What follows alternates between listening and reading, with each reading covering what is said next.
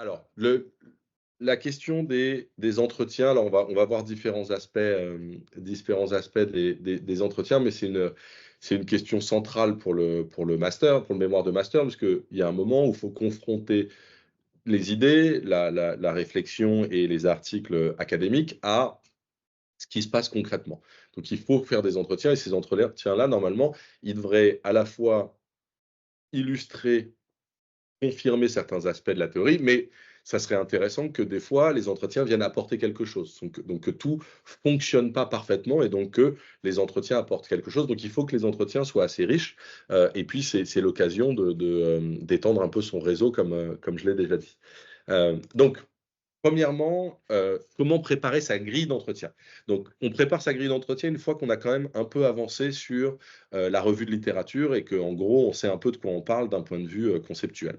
Donc le guide d'entretien, c'est ce qui va nous permettre, d'une personne à une autre, d'être sûr qu'on aborde tout ce qu'on veut aborder et qu'on teste tout ce qu'on veut tester par rapport à la littérature. Donc ça veut dire qu'on a une certaine maturité intellectuelle par rapport à la littérature, on a lu un certain nombre de choses, suffisamment pour avoir un cadre conceptuel qu'on veut tester un peu, des idées fortes, des hypothèses qu'on veut confronter au terrain et donc on fait des entretiens pour aller, confronter cet ensemble. Du coup, il faut qu'on ait quand même un certain guide d'une personne à l'autre, pour, être sûr qu'on couvre tout. Hem, donc pour aller à l'essentiel, premièrement, évitez d'écrire une série de 25 questions que vous allez, poser en les lisant aux personnes qui sont en face de vous. Heu, il est vrai que le guide d'entretien est nécessaire pour avoir une certaine stabilité d'une personne à une autre, qu'on soit sûr de parler de tout, mais lire les questions de manière mécanique, ça rendrait l'entretien, beaucoup trop rigide.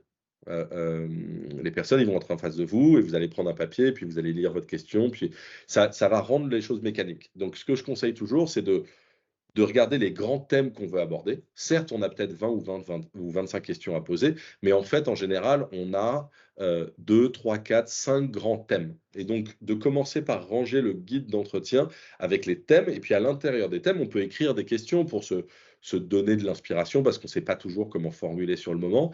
Mais le guide d'entretien, ça doit être d'abord écrit en gros vos thèmes pour être sûr qu'on aborde tous les thèmes. Et après, est-ce que vous posez en détail toutes vos questions, spécifiques?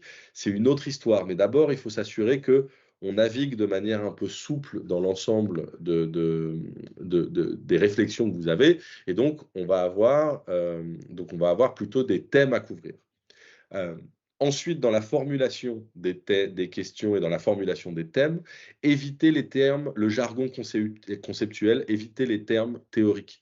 Il faut, vu que vous allez avoir lu et vous allez avoir réfléchi sur le sujet, vous allez avoir des mots un peu précis que tout le monde n'a pas. Même après une quinzaine ou une vingtaine d'articles académiques, on commence déjà à penser un peu plus clairement, mais il ne s'agit pas de projeter les mots théoriques sur les gens avec qui vous parlez.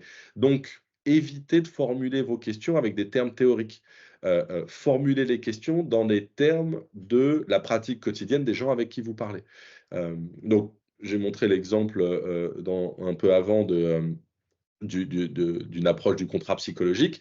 Allez pas parler à des gens de contrat psychologique quand c'est pas leur vocabulaire quotidien. Ça sert à rien de parler de violation du contrat psychologique parce que quand on dit ça, même si conceptuellement on sait de quoi on parle, la personne, elle va forcément entendre autre chose puisqu'elle n'a pas votre bagage de littérature académique. Donc, évitez les formulations en des termes trop théoriques qui pourraient orienter, les réponses et je vous donne un exemple. J'ai eu une étudiante qui travaillait sur la responsabilité sociale des entreprises, donc la RSE, et elle travaillait sur les entreprises artisanales. Et elle était arrivée la première fois en disant: «Est-ce que vous avez une politique RSE?» à un artisan. C'est un mot qui veut rien dire pour lui, qui voulait rien dire pour lui. Donc ce qu'il lui a répondu, c'est: «Non, j'ai pas de politique RSE». Alors que quand elle a creusé, il y avait de la responsabilité sociale dans ce qu'il faisait. Mais il le formulait pas dans ces termes-là. Donc évitez les termes théoriques, utilisez des termes qui sont les termes de la pratique quotidienne des gens que vous interrogez. Et le dernier point sur le guide d'entretien, c'est qu'il faut de la souplesse. il ne faut pas être rigide, il faut être capable de naviguer dans l'ensemble du document.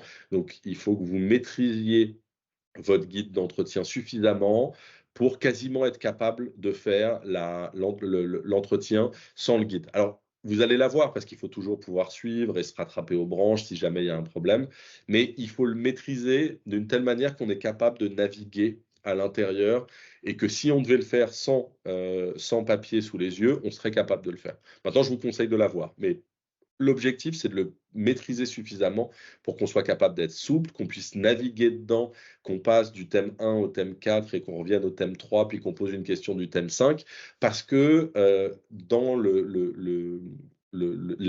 déroulement de l'entretien, c'est comme ça que ça se présente et que le guide d'entretien ne doit pas apporter une trop grande rigidité à l'entretien.